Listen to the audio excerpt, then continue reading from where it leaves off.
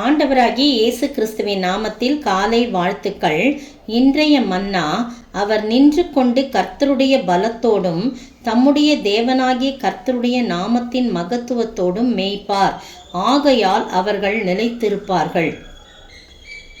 மீகா 5:4 பாருங்க. எவர்கள் போது இஸ்ரவேல் ஜனங்களை குறித்து சொல்லப்பட்டிருக்கு.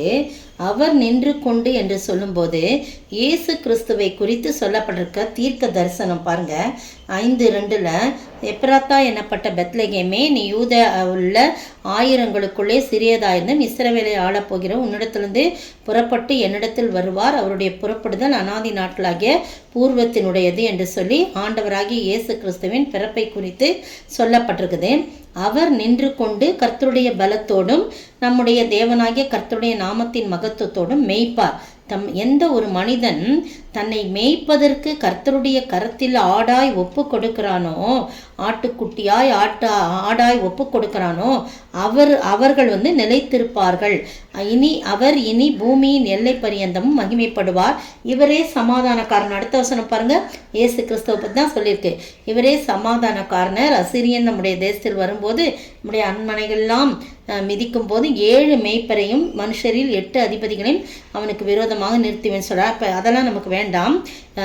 எந்த ஒரு மனிதனை கர்த்தர் மேய்க்கிறாரோ, மேய்க்க ஒப்பு கொடுக்கப்படுறானோ அவன் நிலைத்திருப்பார்கள் என்று சொல்லப்பட்டிருக்கு. பார்த்தீங்கன்னா அதே மீகால 7:14 பாருங்க. 7:14 கர்மேலின் நடுவிலே தனித்து வனவாசமாய் இருக்கிற உமது சுதந்திரமாகிய மந்தையாகிய. யார் சுதந்திரம்? இஸ்ரவேல் தான் சுதந்திரம். அவர் தான் ஆண்டவருடைய சுதந்திரம், பங்கு அவர் தான். அப்போ சுதந்திரமான மந்தையாகிய உம்முடைய ஜனத்தை உமது கோலினால் மேய்த்தருளும்.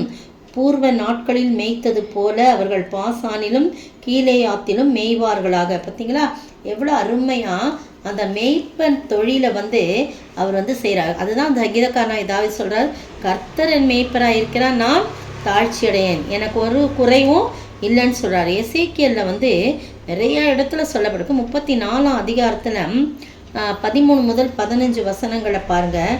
ஃபுல்லாகவே அது மேய்ப்பருக்குரிய அதிகாரம்தான். 13 முதல் 15 பார்த்தீங்கன்னா 15 மட்டும் வாசிக்கிறேன், 14 மட்டும். அவைகளை நல்ல மேய்ச்சலே மேய்ப்பேன். இஸ்ரவேலுடைய உயர்ந்த மலைகளில் அவர்களுடைய தொழுவம் இருக்கும், அங்கே அவைகள் நல்ல தொழுவத்தில் படுத்துக்கொள்ளும். இஸ்ரவேலின் மலைகள் மேல் நல்ல மேய்ச்சலை மேயும். 15 பாருங்க. என் ஆடுகளை நான் மேய்த்து அவைகளை நான் மடக்குவேன் என்று கர்த்தராகிய ஆண்டவர் சொல்லுகிறார் அப்படின்னு சொல்லுது. நல்லா இருக்கும். அந்த அதிகாரம் முழுக்க நீங்கள் வாசித்தீங்கன்னா ரொம்ப நல்லா இருக்கும். 23, 24 வசனங்களில் அவர்களை மேய்க்கும்படி என் தாசனாகிய தாவீது என்னும் ஒரே மேய்ப்பனை நான் அவர்கள் மேல் விசாரிப்பாயிருக்க ஏற்படுத்துவேன். இவர் அவர்களை மேய்த்து இவரே அவர்களுக்கு மேய்ப்பனாயிருப்பார். கர்த்தராகிய நான் அவர்களுக்கு தேவனாயிருப்பேன். என் தாசனாகிய தாவீது அவர்கள் நடுவில் அதிபதியாயிருப்பார். கர்த்தராகிய நான் இதை சொன்னேன் என்று சொல்லப்பட்டிருக்குது. அதே மாதிரி ஏசாயா 40:11 கூட ஒரு வசனம். அதுலேயும் இந்த மேய்ப்பனை போல தமது மந்தையை மேய்ப்பார். ஆட்டுக்குட்டிகளை தமது புயத்தினால் சேர்த்து தமது மடியிலே சுமந்து கரவலாடுகளை மெதுவாய் நடத்துவார். எப்படிப்பட்ட ஆடுகளை எப்படி மேய்க்கணும்? குட்டி ஆடா, கரவலாடா, பெரிய ஆடா எப்படி நடத்தணும்னு ஆண்டவருக்கு தெரியும். அப்போது ஒரு மனிதன் அவர் கைக்குள்ளான ஆடுகளாய் இருக்கும்போது அவர்கள் நிலைத்திருப்பார்கள். நான் அவர்கள் கைக்குள்ளான ஆடுகள் என்று சொல்லி நம்ம வாசிக்கிறோம். அப்படி கைக்குள்ளான ஆடுகளாய் இருக்கும்போது அவர் மேய்ப்பார், அப்பொழுது அவர்கள் நிலைத்திருப்பார்கள். நீங்களும் நானும் அவர் கைக்குள்ளாய் ஆடாய் காணப்படுவோமா? என் மேய்ப்பராய் இயேசு இருக்கும்போது எனக்கு எந்த விதமான குறைவும் இல்லை என்று சொல்லி பக்தன் பாடுகிறான். பாடி நாம் ஜெபிப்போம். என் மேய்ப்பராய் இயேசு இருக்கின்ற போது என் வாழ்விலே குறைகள் என்பது ஏது?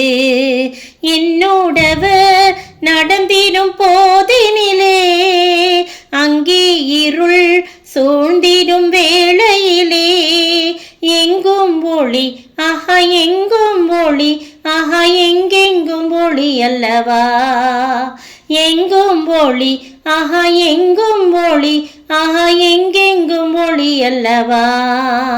என் மேய்ப்பராய் இயேசு இருக்கின்ற போது என் வாழ்விலே குறைகள் என்பது ஏது? ஸ்தோத்திரிக்கிற ஆண்டவரே, துதிக்கிற ராஜா, வாழ்த்துக்கிற வணங்கிறப்பா தகப்பனே, இந்த செய்தி எங்களுடைய வாழ்க்கைக்கு பிரயோஜனமாக இருக்கிறதற்காய் ஸ்தோத்திரம். நீர் எங்கள் மேய்ப்பராயிருந்து எங்களை மேய்க்கும் போது ஆண்டவரே, நீர் அழகாய் மேய்ப்பீர். எப்படி எப்படி எங்களை மேய்க்க வேண்டும் என்று உமக்கு தெரியும். எங்களுடைய நிலைமைக்கு தகுந்த விதமாய் மேய்ப்பீர். அப்படி உம்முடைய கைக்குள்ளான ஆடுகளாய் எங்களை ஒப்பு கொடுக்கும் போது நாங்கள் நிலைத்திருப்போம் என்று சொல்கிறேன். அப்படிப்பட்ட ஆசீர்வாதத்தை நாங்கள் பெற்று வாழ நீர் கிருபை செய்ய வேண்டும் என்று கர்த்தரும் மீட்பரும் ராஜாவுமாகிய இயேசு கிறிஸ்துவின் விலையேற பெற்ற நாமத்தில் ஜெபிக்கிறேன் பிதாவே, ஆமேன். நேற்றைய பதில், ஏசாவினுடைய மலைகளை பாழும் அவனுடைய சுதந்திரத்தை வனாந்தரத்துள்ள வலு சர்ப்பங்களின் தாவும் ஆக்கினேன். மல்கியா 1:3. இன்றைய கேள்வி, உங்களில் எவன் எது இல்லாமல் எதை என்ன செய்வான்? உங்களில் எவன் எது இல்லாமல் எதை என்ன செய்வான்?